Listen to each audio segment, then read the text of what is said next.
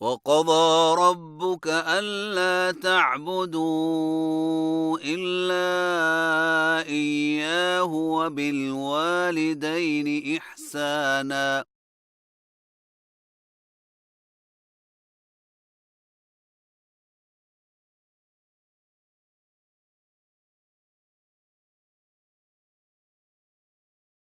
إما يبلغن عندك الكبر أحدهما أو كلاهما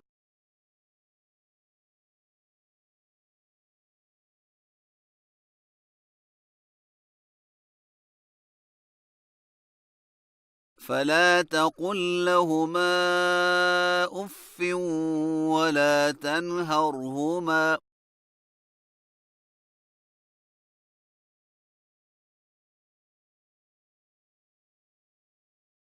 وقل لهما قولا كريما.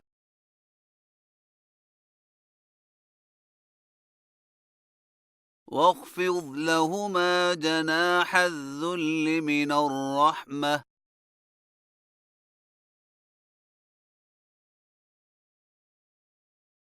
وقل رب ارحمهما كما ربياني صغيرا.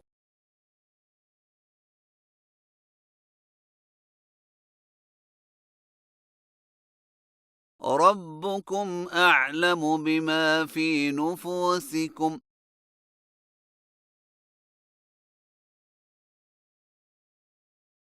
إن تكونوا صالحين فإنه كان للأوابين غفورا.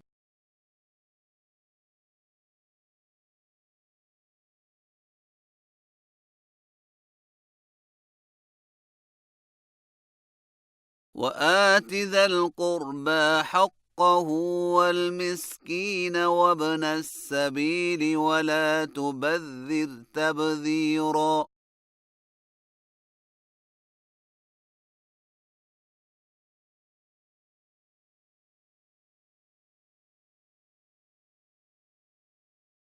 إن المبذرين كانوا إخوان الشياطين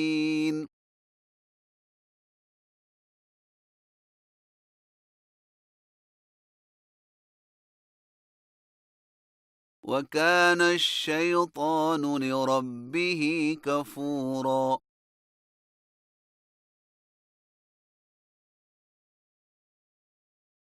وإما تعرضن عنهم ابتغاء رحمة من ربك ترجوها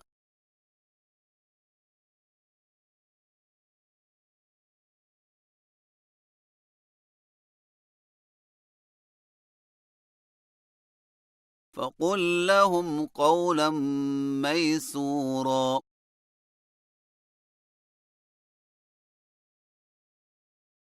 ولا تجعل يدك مغلولة إلى عنقك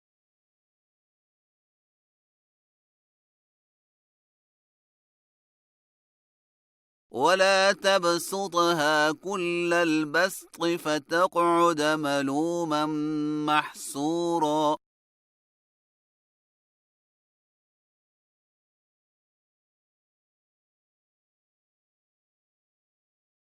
إن ربك يبسط الرزق لمن يشاء ويقدر